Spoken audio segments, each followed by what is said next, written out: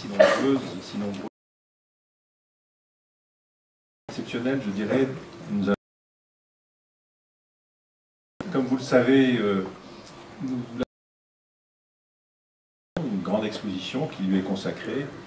Je voudrais remercier, saluer nos amis de Berlin, de la Deutsche Kinemathek, qui sont au premier rang, là.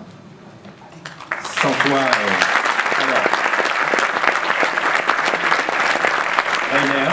Rainer Roder, qui est mon collègue en tant que directeur de la Deutsche Kinemathek. Rainer.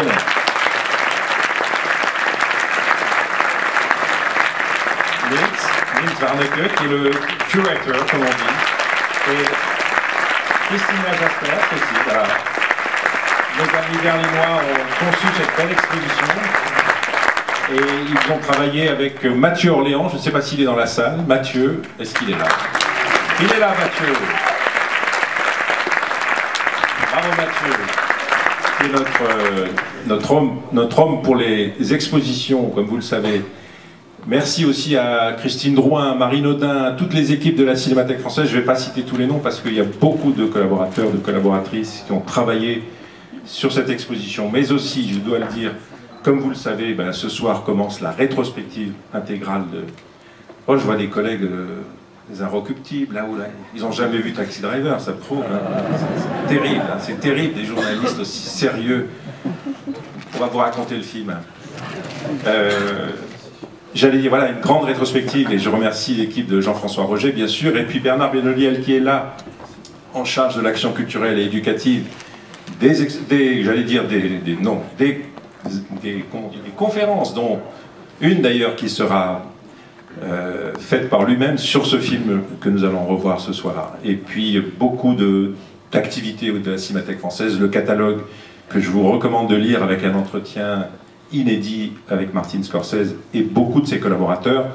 Merci Sylvie Vallon qui l'a conçu avec Mathieu Orléans, avec moi-même, et merci à l'éditeur Sylvana Editoriale de l'avoir coédité avec la Cinémathèque française. Voilà, je ferai d'autres remerciements tout à l'heure parce que ça va être trop long.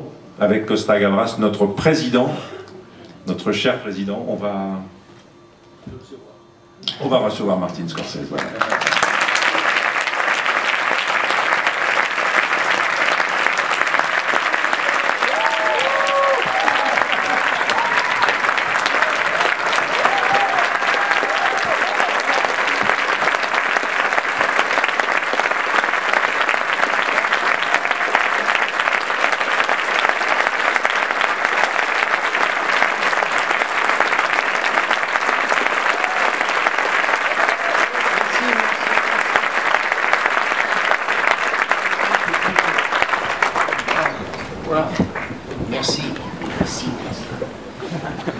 J'ai oublié de mentionner Mathieu Fischer, le scénographe de l'exposition, qui a fait un travail remarquable. Mathieu, bravo.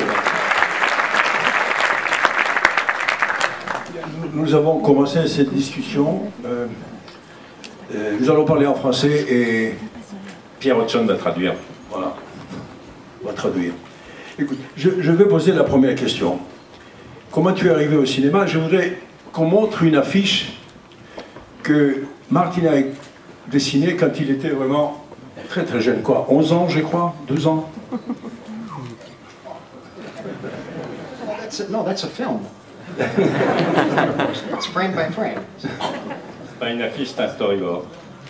Alors si vous allez au musée, il faut avoir l'exposition, il faut avoir cette affiche de près parce que le nom qu'il proposait pour cette affiche de film, qui était supposé d'être producteur, metteur en scène, écrivain et tout, il a un casting absolument formidable. Il y a Marlon Brando, il y a Paul Newman, il y a enfin tous les acteurs de Hollywood, il y a une vingtaine d'acteurs pour les petits et les grands rôles, bien sûr, même pour la figuration, il y a des grands personnages. Alors comment tu as commencé? Comment tu es venu au cinéma? C'est ça, je pense, qui intéresse beaucoup de monde. How did I start out with movies? Why did you become a director? Having certainly being separate from the other children my age because of severe asthma, I was taken to movie theater a great deal by my parents, and then later by myself and my friends. And so film became movies became something that was as real as the life around me in the streets where I was growing up. J'étais très asthmatique et donc mes parents m'emmenaient très souvent au cinéma. Plus tard, j'y allais seul ou avec mes amis et le cinéma était aussi réel pour moi que ce que je voyais dans les rues autour de chez moi. Working class family that was not in the tradition of reading. Une famille ouvrière qui n'avait pas l'habitude de lire. So everything was visual and music. Donc ce qui comptait, c'était les images et la musique. And the reading I had to start by myself. I found it very difficult for many years. J'ai dû apprendre à lire tout seul et j'ai trouvé ça très difficile pendant de nombreuses années. I guess what I'm trying to cut to is the fact that I was very emotionally and passionate about what was going on around me and my family and the world around me, and I felt I had to construct a way of expressing it, and the only way I knew how was with movies. J'étais très passionnément impliqué, je crois, c'est ça, dans la vie de ma famille, dans tout ce qui se passait autour, et il m'a fallu, j'éprouvais le besoin de trouver un moyen d'expression, et pour moi c'était le cinéma. And there's been this split in a way that movies represented to me the big spectacles or wonderful westerns and musicals, but when it came time to actually make a film or express myself on film, it was more towards Elia Kazan on the waterfront. Yeah, that's it. Il y avait un grand clivage, je crois, parce qu'à l'époque, ce que j'aimais, c'était les westerns, les peplums, les grands spectacles, les comédies musicales. Et en même temps, quand je me suis mis à faire du cinéma, ce qui comptait, c'était Elia Kazan sur les quais. But the key element, now there were several things that happened, one of which was also being involved with a priest, a young priest, whose first parish was our parish in St. Patrick's. Une figure clé des débuts était un jeune curé. Nous étions sa première paroisse. And he taught us a lot about, gave us novels to read, gave us Graham Greene. I found James Joyce. He gave us intellectuals like Dwight MacDonald, also cinema, theater, music, and also a way to live in those streets that you didn't have to, as he said to us, you don't have to live like this. Donc, il nous a cultivés, nous a donné les romans de Graham Greene, des textes intellectuels comme Dwight MacDonald. Moi, de mon côté, j'ai découvert James Joyce. C'est lui qui nous a montré les rues et nous a dit, vous n'êtes pas obligés de vivre comme ça. So, long story short, basically I wanted to be like him. I went to a preparatory seminary and immediately realized I did not have a vocation. Et donc, pour faire bref, je suis entré au séminaire, je me suis aperçu que je n'avais pas de vocation. My parents were very, very patient. Went to a Catholic high school, and at that time, the Catholic high school was 1956, 57, rock and roll. It was amazing time. The cinema was exploding everywhere, you know, and at the same time, as foreign films were being seen in theaters everywhere around the country. Whether it was Swedish, French, Le Beau Serge was 1959, I think. This was the time where different kinds of films were being made. Even though I was fascinated by the epics or the bigger Hollywood pictures, when I saw Shadows, Cassavetes' Shadows, then I understood, yeah. Donc c'était un moment incroyable d'être dans un lycée catholique. Il y avait le rock and roll qui était partout et le cinéma explosait. En particulier, nous voyions pour la première fois peut-être beaucoup de films étrangers, des films suédois, des films français comme Le Beau Serge qui date de 59. Et même si moi je rêvais de faire des films comme ça, quand j'ai vu Shadows de Cassavetes, c'était un gros impact. And what I mean by Shadows showed the way was that the only way to make films in America was to go to California and be in Hollywood. Well, this was different. Independent film was beginning. John Cassavetes, Jonas Mekas, Adolphus Mekas, well, of course, Stan Brakhage and the extraordinary avant-garde, but also Shirley Clark, you know, making films. And it made us realize that if you had the passion's a word that also involves a madness, a compulsion, and if you get a few friends with you that you could convince to be with you along the way, you can make a film with new equipment that isn't studio bound. Donc, quand je dis que Shadows nous a montré la voie, c'était de dire qu'on n'était pas obligé d'aller à Hollywood. Et il y avait les frères Mekas, il y avait Shirley Clarke, il y avait Stan Brakhage, et ce qui comptait pour nous, c'était la possibilité d'utiliser cette nouvelle technologie, ces nouveaux outils. Add to that, I wasn't able, because my average was so bad at school, not bad, but pretty mediocre at school, I couldn't get into the Jesuit colleges, and so I went to Washington Square College, which is now NYU, which was only 6 blocks west.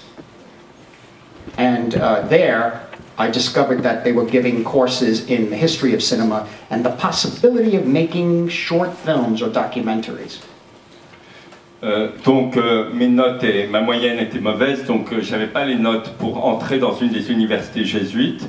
Donc on m'a envoyé à Washington Square College, qui est devenu l'université de New York. Et là, il y avait des cours sur l'histoire du cinéma. And this is something that is was very unique, because what I found there really was this professor, a professor named Haig Manouchian, an Armenian American, who, because in my area where I was growing up, my parents and my friends, you don't make films. There was no way. They thought I was completely crazy. But this one man at this school really saw something, and he inspired me, and we eventually made these films, or short films, and then a feature there. But he was the one, between that priest and him, and my mother and father paying the tuition. Within 3 or 4 years, it changed.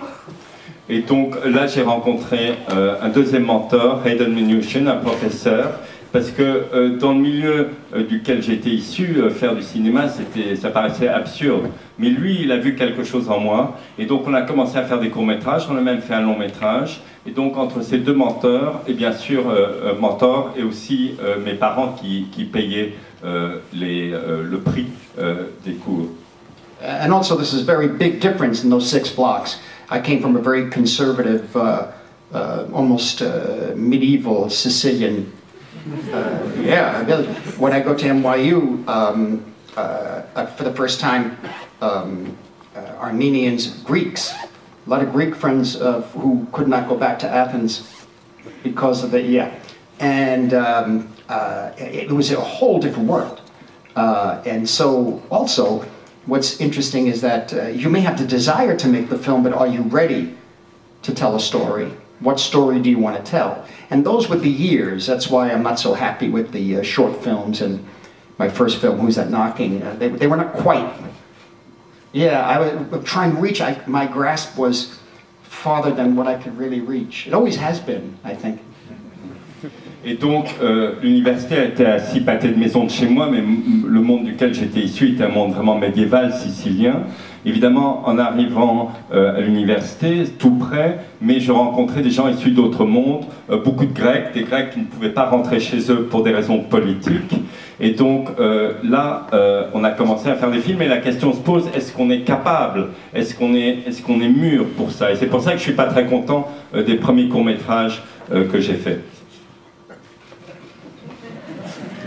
Oh, the Greeks got me in so much trouble there. J'ai eu beaucoup de problèmes avec yeah. No, but we became very close in my family, the Sicilian, the Greeks, and the Armenians, and Jewish kids all together. It was wild. Bon, les Siciliens, les Grecs, les Arméniens, on était tous ensemble, c'était incroyable. Monsieur Scorsese, ce que vous avez dit à propos de John Cassavetes et Shadows, l'influence que ce film a eu sur vous, on pourrait dire, nous, en France, que c'est Rossellini qui a eu cette influence sur la future nouvelle vague. C'est-à-dire quelqu'un, un cinéaste, qui montre le chemin et qui dit à une autre génération plus jeune, c'est possible de faire du cinéma. Oh, I believe so, yeah. I definitely believe so. I think what Cassavetes taught us, although you have to understand, as I say, I was still very much a young boy from the provinces, so to speak. So these were, world experienced actors, bohemians. I had no idea what they were really, what they were thinking, aside from that they were human beings and going through emotional and psychological traumas up there on the screen, and it was so immediate, you see. And I said, we could do that. I mean, if I could just articulate the emotion and the psychological issues, if I could articulate them. And that was the main thing. And then Shirley Clarke, when she did The Cool World, it was shot a little differently.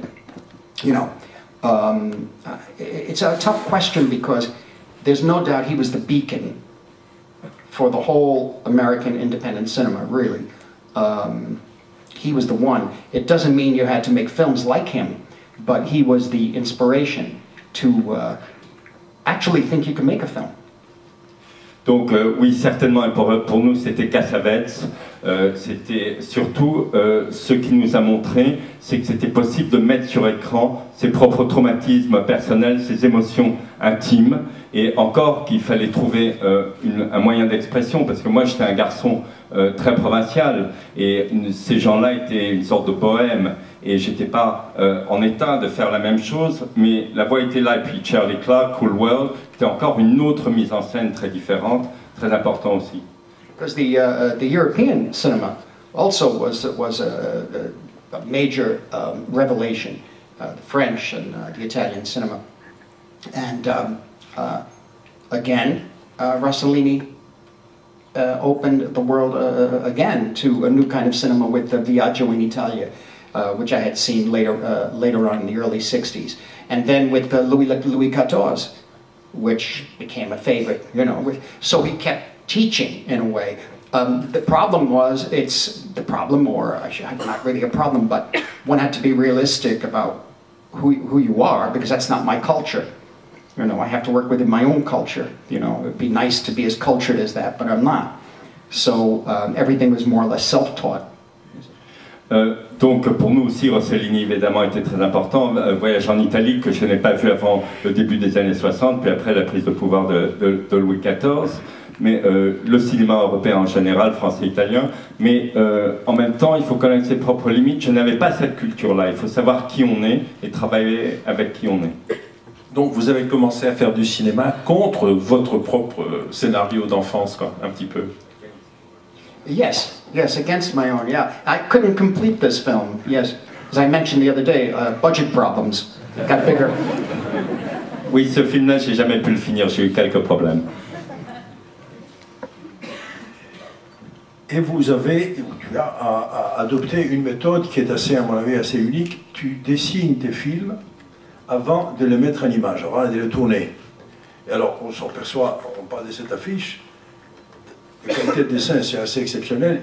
Et alors, est-ce que c'est nécessaire pour toi de les dessiner? C'est vrai que, vous savez ce qu'on appelle les storyboards, que beaucoup de metteurs en scène utilisent. En général, on prend des spécialistes, et au fur et à mesure, on explique, le metteur en scène explique exactement ce qu'il veut, et il dessine. Martin le fait lui-même. C'est nécessaire pour toi, si j'ai bien compris. Yes, it's essential for me to do my own. There's no doubt. Because when I did work with a storyboard artist on Cape Fear for the action sequence, which had about 250 shots, I had my own drawings, which were smaller at the time, and just notes. And I had to have them drawn by a storyboard artist so the whole crew could see the angle, and there's all special effects involved.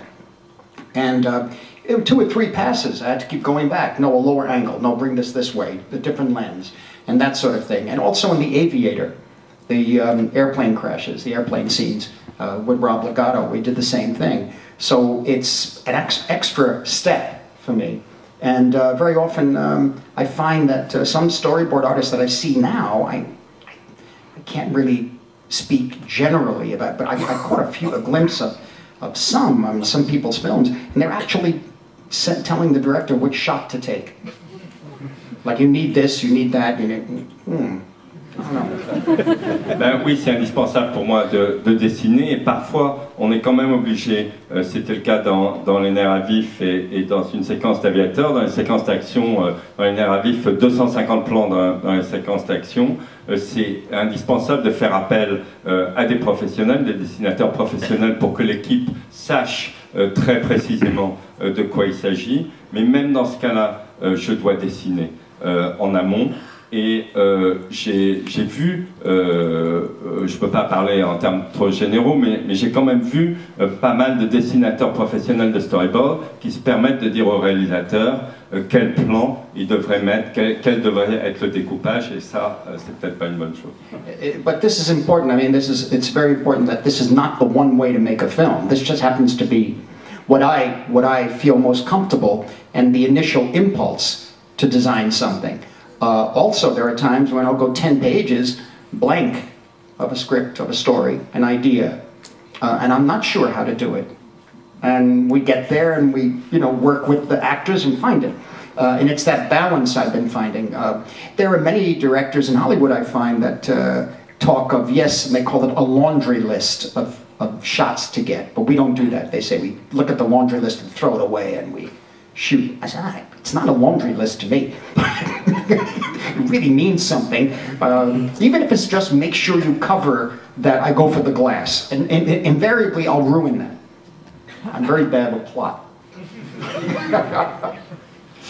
Donc, je ne veux pas non plus généraliser. Parfois, sur mes scénarios, il y a 10 pages sans dessin du tout. Et je ne sais pas, avant d'arriver dans le décor, comment je vais tourner, comment je vais découper. Mais quand les réalisateurs d'Hollywood parfois parlent d'une liste de courses pour parler de leur découpage d'une manière un peu péjorative, pour moi c'est pas ça un découpage, c'est quand même quelque chose d'important. And also, very often shots are designed, and I find I design them often for places with no ceiling. And then I choose a location where the ceiling is this high. So then the idea of the shot has to be transformed and translated, you see, for the new location, and sometimes thrown out completely. Et parfois il m'arrive de dessiner un plan et de découvrir que j'ai dessiné pour une pièce sans plafond. Alors là, il faut tout repenser, tout changer quand on entre dans le décor. Martin Scorsese, en France, on vous associe à ce qu'on appelle le nouvel Hollywood, avec Brian De Palma, avec Spielberg, George Lucas, Francis Coppola. Est-ce que pour vous, ça veut dire quelque chose d'appartenir à ce nouvel Hollywood? Et deuxième question, est-ce que pour vous, ce nouvel Hollywood, c'est un peu l'équivalent aux États-Unis de ce qu'a été pour nous la nouvelle vague en France? No, it's difficult to answer the second part of that, but the first part, there was no doubt that we were there and everything was changing. Everything was, transitions were more than transitions. It was the destruction of the old system, the Hollywood studio systems. MGM had just been completely destroyed, basically, and that was a major shock. All the old studio bosses were dying off. Clairement, c'était une période de grand bouleversement. MGM venait d'être démantelé. Les grands patrons historiques étaient en train de mourir. It was sort of like the barbarians at the gates, as they say. Les barbares au bord de la ville. We go in, pick up a statue, run away with it. On arrivait, on s'emparait des statues, on partait. It was visceral and primal. You smelled the blood and you went and got it. C'était viscéral, très très primitif. On sentait le sang et on attaquait. There was a transitional group, and that is Francis Coppola and Bogdanovich and Friedkin. They were there, and also BBS with Dennis Hopper and the great Bob Rafelson and Peter Fonda and all of them. So that was a transitional group, but we had nothing to do with them. Coppola was a big help for me, Francis. He really, really helped me and introduced me to many people and lent me $5,000 to begin Mean Streets. Donc, il y avait un groupe de transition, évidemment, Coppola et Bogdanovich et Friedkin, mais on n'avait pas grand-chose à faire avec eux. Et puis il y avait autour de Dennis Hopper, Peter Fonda, ces gens-là. Donc Coppola, oui, j'avais un contact avec lui, il m'a prêté $5,000 pour pouvoir tourner Mean Street. But Easy Rider, for example, is a film that everyone loves, but I didn't respond to it as much. I love Dennis Hopper and what he did in it and everything. But they're from California. Tout le monde, hair, motorcycle. tout le monde adore Easy Rider, mais moi c'est pas un film qui m'a beaucoup parlé. C'est des gens de Californie, ils sont en moto. Bon.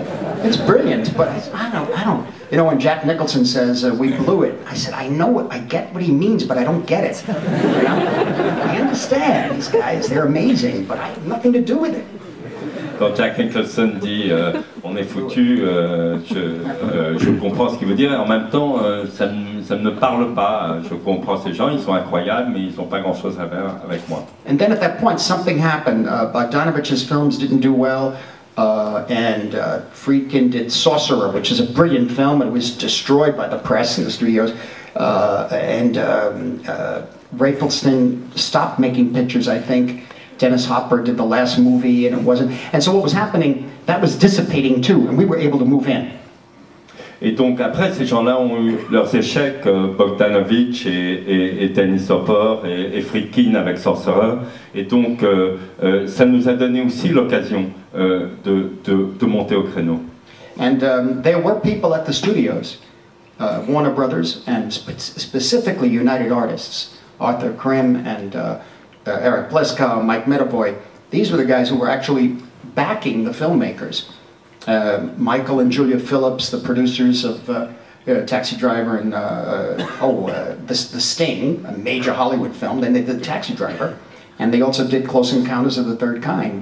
These were the cutting edge in a way, and they were all willing to actually take major risks on certain individual vision. I don't use that word vision, but it's like an author in a way.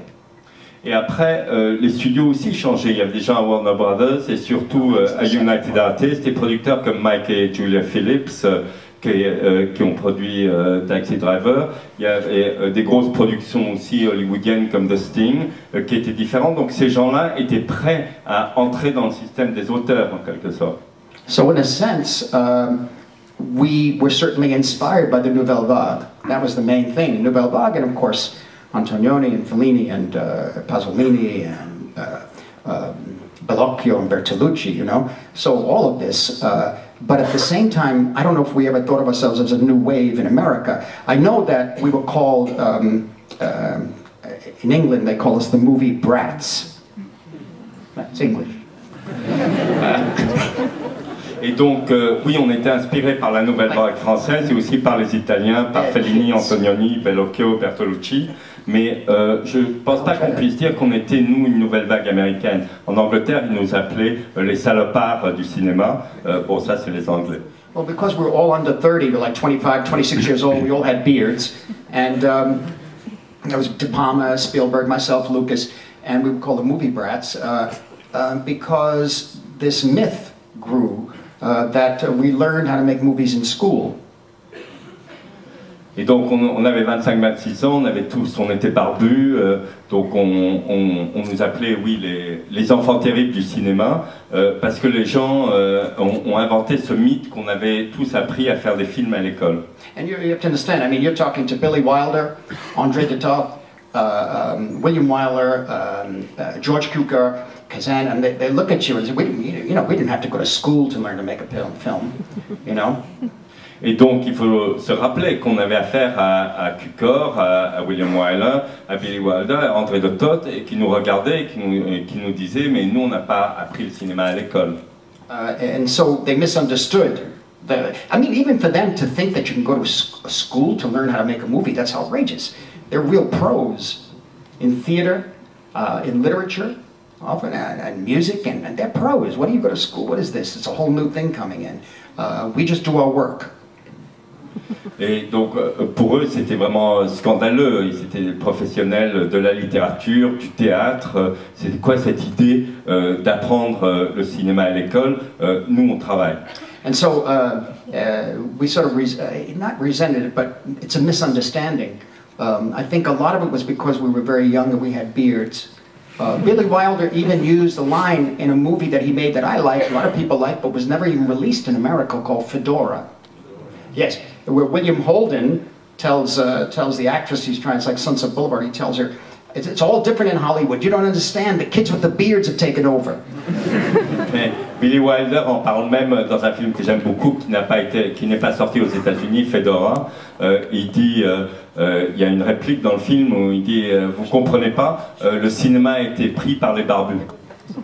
I mean, and by the way, Billy Wilder was great with me, and but what was great about Wilder was not only his extraordinary intelligence and wit and his artistry, but his his interesting way of just telling you the truth, whether you like to hear it or not. Il faut dire que Billy Wilder a été génial avec moi, et ce qui était incroyable, il avait une façon de vous dire la vérité, qu'elle soit agréable ou pas à entendre. But not mean-spirited. There's a big difference. Mais sans esprit tordu ou chagrin. So for us, the Nouvelle Vague could not be, how should we say, it was something very special. We didn't really think we could ever come near to regard ourselves as a movement, in a way, like the Nouvelle Vague. I mean, it was something, especially when some of the filmmakers were coming over to America and make films in England. And so this was something that, I'm not saying we weren't egotistical, but at the same time, we're not the Nouvelle Vague. Donc pour nous, la Nouvelle Vague, c'était quelque chose de très impressionnant, mais je ne pense pas qu'on pensait, nous, être une école dans ce sens-là. C'est pas dire qu'on n'était pas très égoïste, mais on n'avait pas ce sentiment. And one of the great things about the Nouvelle Vague was appreciation of American cinema. That when we were at, in 1960 or 62, we were told all American films were bad. The only films you should see are by Bergman, all the Nouvelle Vague, Fellini, Antonioni, you could see those. And there was even a film class that was being given at NYU where the instructor, the teacher, was showing films or telling the students to see films by Bergman and by Fellini and other films that were based on books only. You see, only films that were based on great literature. And then they were, I said, what are you talking about? It's not a film. The book is the book, the film is the film, it's different. Donc la Nouvelle Vague a fait quelque chose d'important pour nous, c'est qu'ils nous ont appris à autoriser à aimer le cinéma américain, parce qu'il faut se souvenir qu'en 60-62 à New York, on nous disait que le cinéma américain était entièrement mauvais, qu'il fallait juste regarder Bergman, Antonioni, Fellini. Il y avait même un cours à l'université de New York où on nous disait qu'il fallait que regarder les films qui étaient adaptés de livres, mais c'est pas la même chose, le film et le livre et le livre. And one other thing about that is that I tell him, I said, why do you want to study the Bergman film? It's around the corner, go see it. And go again, and go again. That's what you do, don't go there and write. You know? So I said, let's talk about other kinds of films. I think these we know, and we were so, at times too, now we look back, and Bergman would make a film a year. So, another Bergman. So it was an amazing time. The Nouvelle Vague, 2-3 films by the same director every year. And they were just coming over, and at a certain point it was oversatiated, you know. Donc, moi je leur disais, mais pourquoi vous voulez étudier Bergman, écrire sur Bergman? Il y a un Bergman qui passe à côté, il suffit d'aller le voir une fois, 2 fois, 3 fois. Mais c'est une époque incroyable parce que les réalisateurs de la Nouvelle Vague sortaient 2-3 films la même année à New York. Les gens faisaient un film par an. L'époque était incroyablement riche. So I was asked to take over that class, which I did. And I started showing films by Jerry Lewis and Vincent Minnelli and Nicholas Ray. Et donc on m'a donné le cours à reprendre et j'ai commencé à montrer des films Jerry Lewis, de Nicholas Ray, de Vincent Minnelli. And A. Polanski, Force of Evil, Polanski with Jack Garfield. So I was about a different kind of appreciation of not just cinema from Sweden and from other parts of the world, but also American cinema as viewed by and indicated by Paris. Et donc, moi, j'ai voulu réapprendre à regarder le cinéma américain comme Paris nous avait appris à le faire. 62, c'est l'année où Truffaut va rencontrer Hitchcock, d'ailleurs, pour faire le fameux livre d'entretien. C'est tout à fait le moment où il va, lui, expliquer aux Américains pourquoi Hitchcock est un maître. Quoi. Yeah. No, Hitchcock was considered not to be taken seriously at all. And yet we kept going back and seeing his films. He was a franchise, what they use the word today, franchise, which means every year there was another Hitchcock. Personne ne prenait Hitchcock au sérieux, il était franchisé. Il y avait un film par an, c'était une franchise comme on dirait aujourd'hui. You know, Vertigo opens up, nobody goes to see it. The critics didn't like it. I saw it in VistaVision, by the way, at the Capitol Theater in New York. It was amazing. Tu restes à New York, et tu es toujours à New York.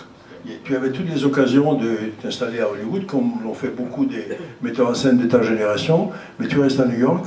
Les grandes compagnies américaines, les majors, te proposent des films, tu travailles pour eux, mais tu restes à New York. Et tu dis à un moment donné, d'ailleurs, je crois que c'est la vérité, demande-moi si ce n'est pas vrai, tu as dit que j'ai essayé d'être metteur en scène hollywoodien et je n'ai pas réussi. Yes, it's true. I did not succeed. I learned it in 1985 or 84, where I felt more comfortable going back to an independent cinema, like La Nuit de Galère, is that what it's called here, After Hours? Yeah.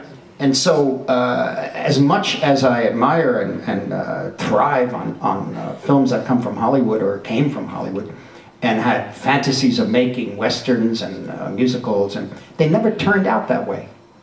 They never turned out like the old films. They didn't. And I disappointed myself with that. I said, maybe I'm not disappointed. Maybe I shouldn't be doing this. My musicals were extremely unhappy.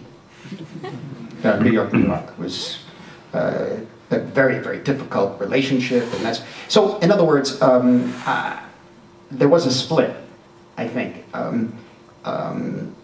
So much so that I rarely used original scores because that was the traditional Hollywood way. I had to use it in Taxi Driver with Bernard Herrmann because the character did not listen to music. There was no music in his life. And I loved Bernard Herrmann music, and he was able to do the score. But what I mean is that whenever I tried to do something that was not for me or that I could find myself in, like a real pro, I'm not. I don't want to be there. I have to enjoy it. You know, even if I'm complaining, I'm enjoying it. You know, but if you have to work for somebody else and do that, why?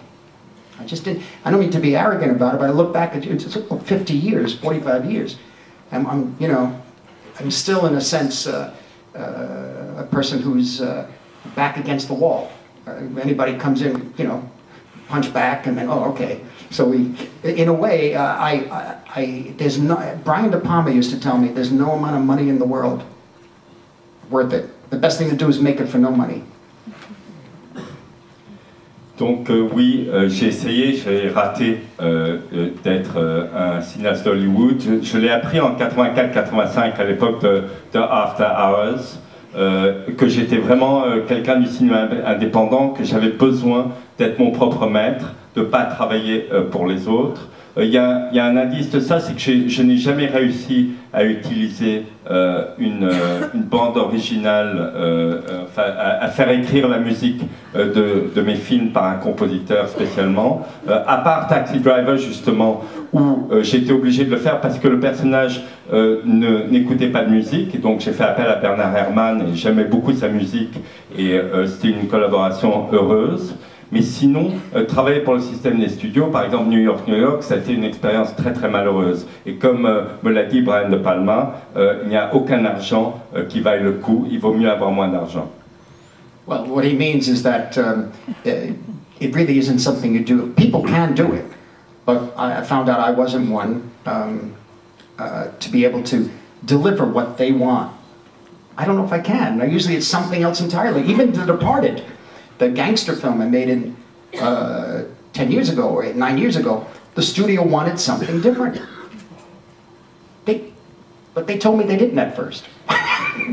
Then I came in the door and they locked the door. I'm not doing it again. And they were actually very nice people too at the studio, Alan Horn. And I said, no, I can't do this anymore. Family things, personal issues. I said, you just wind up dead, you know. Yeah. Alors, il y a des gens qui arrivent de travailler dans le système hollywoodien, de leur donner ce qu'ils veulent, mais moi, tout simplement, je ne peux pas le faire, ça ne marche jamais. Je l'ai appris quand j'ai tourné The Departed, le film de gangster que j'ai fait. Les gens des studios sont très sympathiques, mais ils voulaient une chose et moi je ne pouvais pas leur donner ce qu'ils voulaient, donc j'ai fini par le leur dire, pour des raisons de famille, moi je vais mourir si ça continue. Je vais vous poser une question à propos de, d'une manière générale, mais aussi surtout à propos de Taxi Driver. Il est important pour vous le son dans votre film d'une manière générale et d'une manière plus particulière la musique. Alors je vous propose de faire attention à la musique et au son de ce film-là qui était surprenant. Moi j'ai vu ce film à Cannes, j'étais au jury du festival, il a eu la palme sans discussion même, et on était stupéfaits tous par la qualité de l'ensemble, du tournage, film, de la musique, du son, des dialogues qui étaient tout à fait nouveaux parce qu'ils utilisaient des mots comme vous allez voir que les films américains n'utilisaient jamais avant, enfin des phrases très très dures. Alors comment ça a été facile pour faire passer cela? Parce que c'était vraiment presque une petite révolution pour le cinéma. Je parle des dialogues, là, du scénario lui-même. Yes, no, it was a big problem. That was one of the toughest fights I've ever had with the studio and with, well, the ratings board.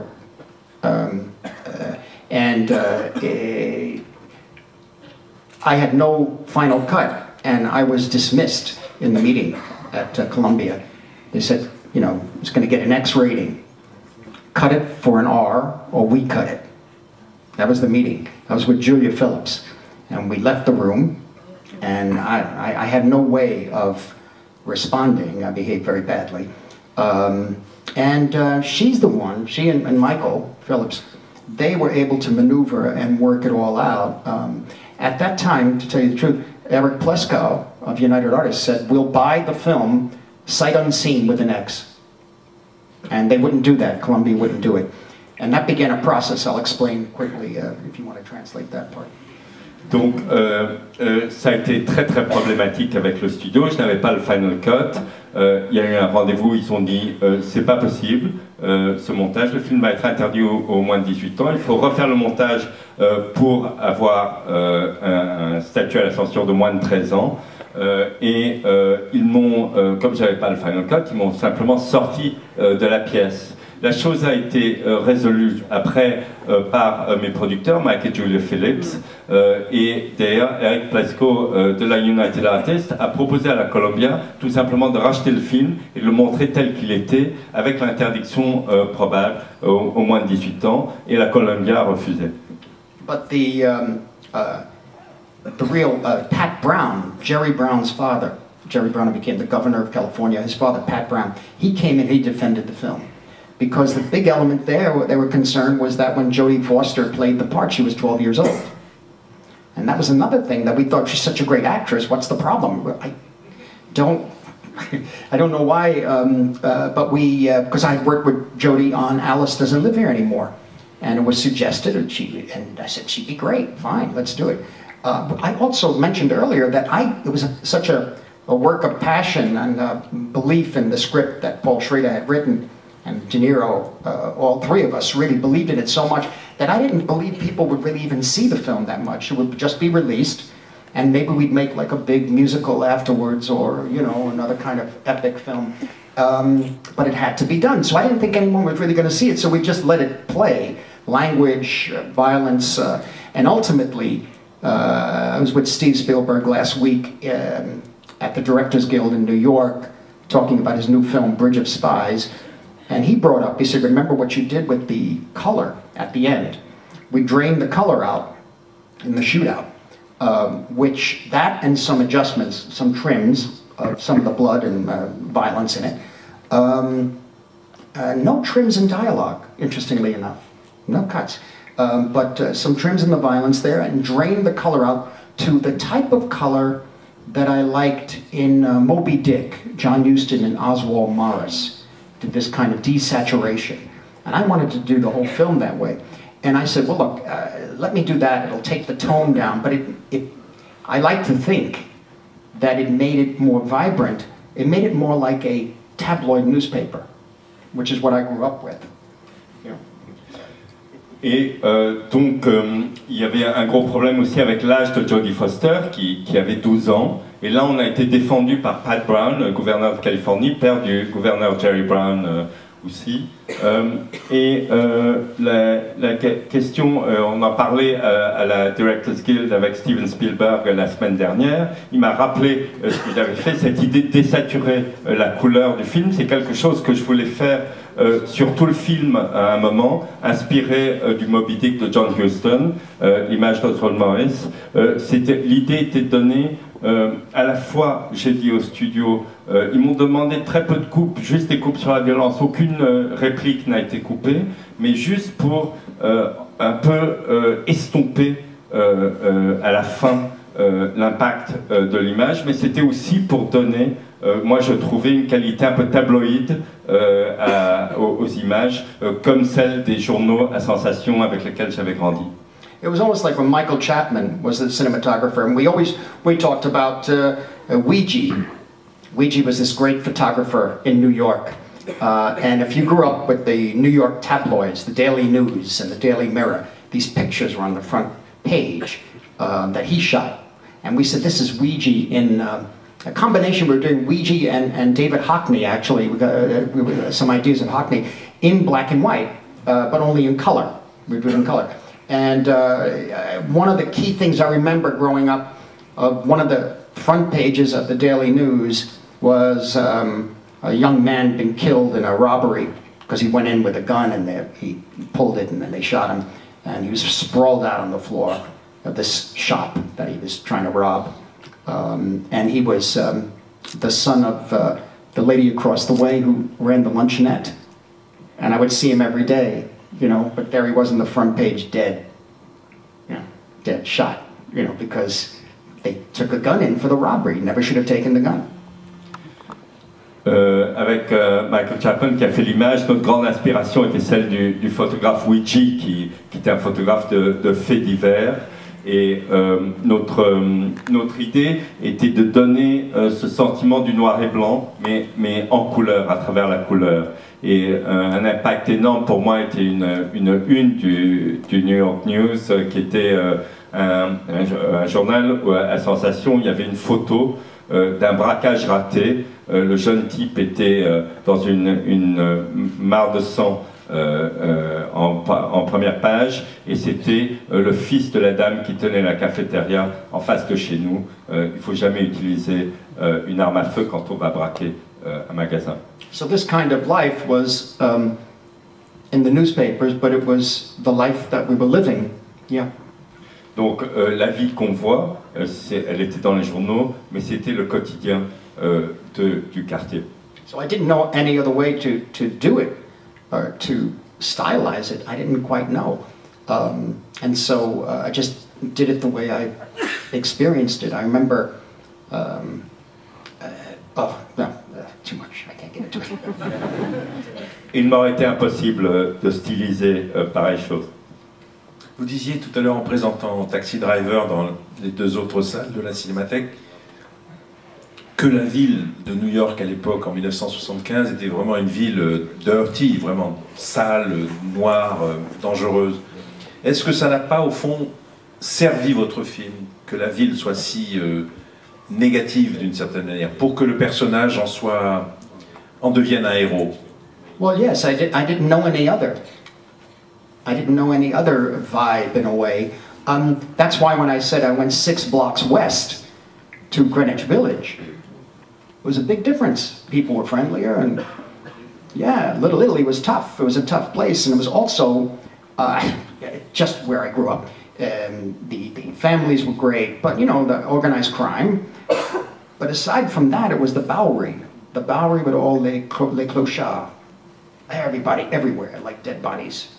and crazy like zombies coming at you. If you're 10 years old or 8 years old, these men and women coming at you, like, it's frightening. And so that's how I grew up. So it left a major impression on me, and so the city has always been that way. Sometimes we go uptown to the museums, and we'd see paintings, and we'll go to the Metropolitan Museum of Art, and the statues by Rodin, the ballet statues, and we were amazed, and we knew there was a world out there, and we had to find it. Mais moi, je ne connaissais pas d'autre monde, pas d'autre atmosphère que celle-là. C'était l'atmosphère dans laquelle j'avais grandi. Après, comme j'ai dit, l'université était à 6 pâtés de maison, mais c'était très différent, c'était Greenwich Village. Moi, j'ai grandi à Little Italy, les familles étaient merveilleuses. Bon, il y avait la pègre, mais il y avait aussi tout près le quartier de Bowery ou le quartier des Clochards. Et ces gens vous abordaient comme des zombies à 8 ans ou 10 ans, ça faisait très très peur, ça m'a marqué. Évidemment, il nous arrivait d'aller uptown, voir les musées, voir les statues de Rodin au Metropolitan Museum. On savait que ce monde-là existait, mais ce n'était pas le nôtre. Qu'est-ce qui fait que ce film est devenu un mythe dans le cinéma? Taxi Driver. Il a une part de mythologie pour nous aujourd'hui. I think if it is mythical, I think it's the power of what Schrader felt when he had to write that script. And I know he told me, and I know what he did. Before he really took me seriously at all, because De Palma introduced me to him and gave me the script of Taxi Driver. And Paul had just written Ozu, Bresson, and Dreyer. Transcendental cinema. And of course, I hadn't really seen an Ozu film yet. I knew Dreyer, and I loved Bresson, and he was very much, Paul, an intellectual at that level. So meeting me, I hadn't made Mean Streets yet, so he didn't take me seriously at all. But when he saw Mean Streets, it changed. And that's when he allowed the possibility of me directing it, as long as De Niro was in it. That was the selling point. For a film which they gave very, very little money for, by the way, at that time. But I do think it's what Paul was going through when he wrote it. And I know he had a gun on the table, I think, and I know there were knife markings all over his table. And I inherited the table. I don't know where it is now. Je pense que la puissance du film vient de ce que traversait Schrader au moment où il l'écrivait. Je sais qu'il l'a écrit avec un pistolet sur la table, que la table était striée de coups de couteau. En tout cas, il me l'a dit, j'ai hérité de la table, je ne sais pas où elle est aujourd'hui.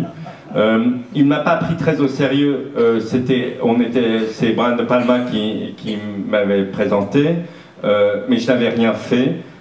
Lui venait d'écrire Ozu, Bresson, Dreyer. Moi j'avais vu des Dreyer, mais je n'avais pas vu d'Ozu. Après, quand j'ai fait Mean Street, il a commencé à me prendre plus au sérieux. Mais le budget était tout petit de ce film. But you have to understand, I mean,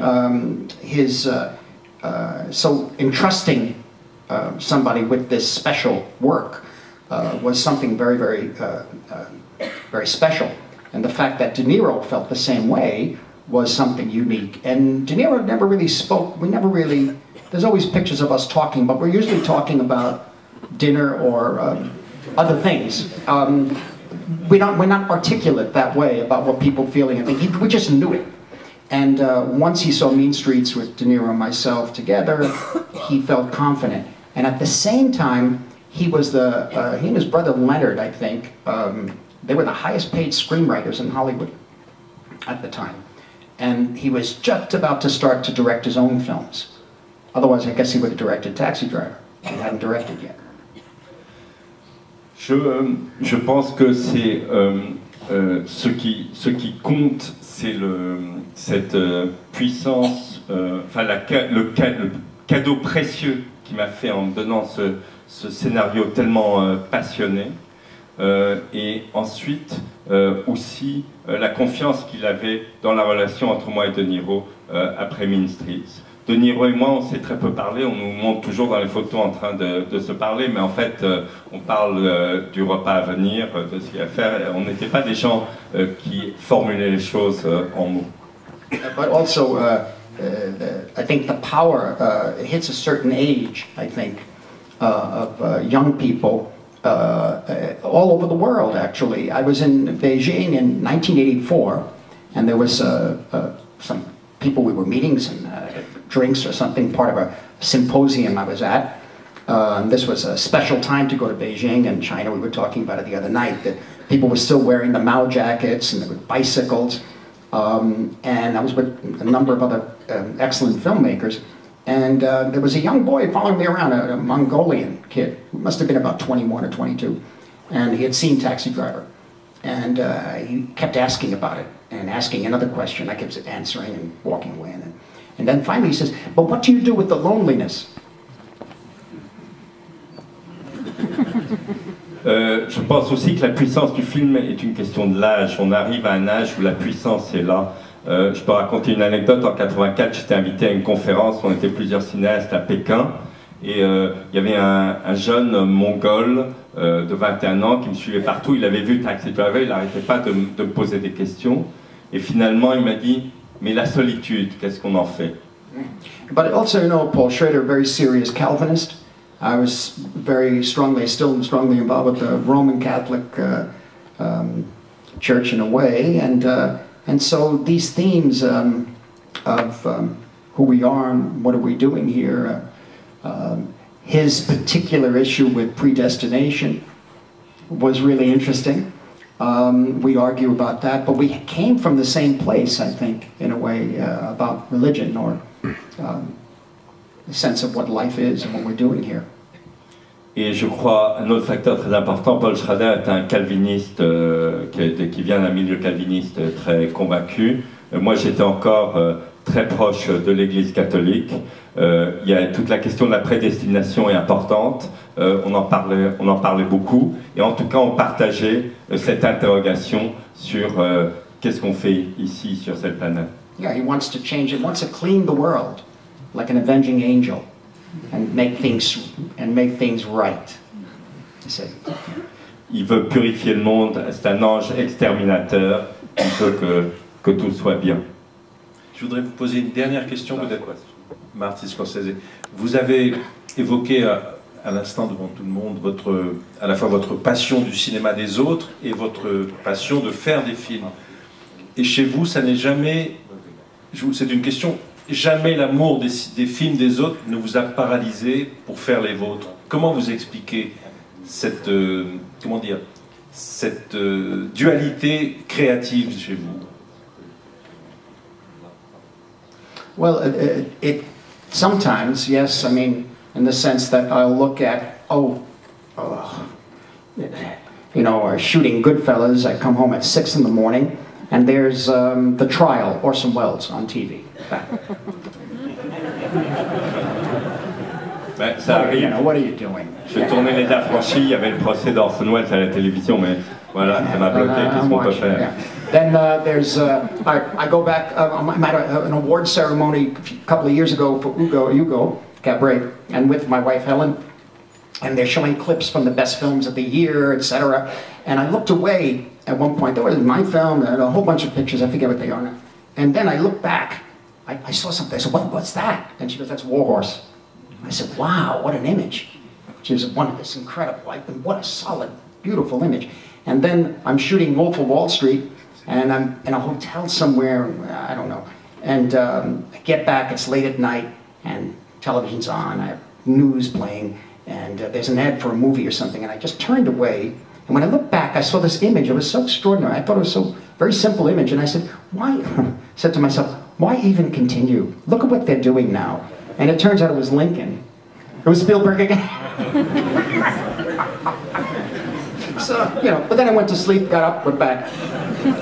Donc oui, bien sûr, j'étais à un festival, j'étais à une cérémonie de prix, et tout d'un coup, je vois, pour Hugo Cabret, je vois une image de Warhorse. Je dis, c'est la densité, la force de cette image, c'est incroyable. J'étais en train de tourner, je rentre à l'hôtel, j'allume la télévision, il y a une image, tout d'un coup, elle m'arrête, elle me saisit. C'est une image de Lincoln. Alors évidemment. But I must say, it goes through my head every day. I think of it. I think it's more important when I have to say, I think it's more important my support and sharing the enthusiasm for other people's cinema than my own films. I say that now after it's all over, because we're at the end now. I'm 72, I'll be 73, who knows what's going to happen. You know, I look back, I say, wow, it's amazing that I even got to make these things. But they're not the films that I admired. I'm not, you know, Howard Hawks or John Ford or any of the Nouvelle Vague or any of the guys. I'm not. And I don't, for many different reasons, and I had to be content. And it's a little hard sometimes to be content with who you are and what you can do. Je crois qu'aujourd'hui, ma passion pour le cinéma des autres est peut-être ce qui compte le plus, mais c'est facile à dire aujourd'hui que tout est fini. J'ai 72, presque 73 ans. Et quelquefois, je regarde tous les films que j'ai faits et je me dis, mais comment ça a été possible que j'ai pu faire tout ça? Mais en même temps, c'est pas le cinéma de Howard Hawks, c'est pas la nouvelle vague. Je le sais, je suis juste pas parmi ces gens-là. Un dernier mot sur le film. Est-ce que tu as jamais pensé la carrière qu'a fait cette réplique « Are you talking to me ?» No, but elle est connue à travers le monde. That I must tell you. Are you talking to me? Is around the world. And the thing was, it was De Niro's improvisation because I said in the script, it's not in the script. It's the only thing we improvised, really. A couple of improvisations. That was the main one. And I asked him, it was the last 2 days of shooting, and we were always behind schedule. It was crazy. And I said, you got to, when you look in the mirror, you're playing with the gun, and you're, you know, behaving as if you're. I said, so don't you think you should say something? He goes, yeah, but what can I say? I said, I don't know. He called Paul Schrader. He didn't really have much of an idea either. And it just developed as you see it in the film.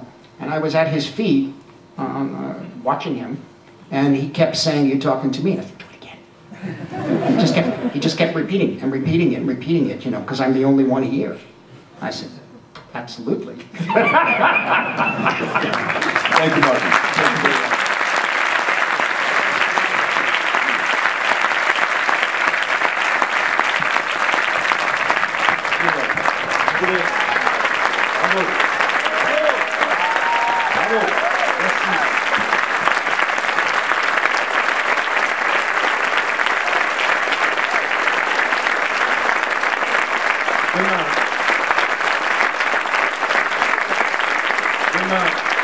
Martin Scorsese se rend à Lyon pour Lumière, le Festival Lumière.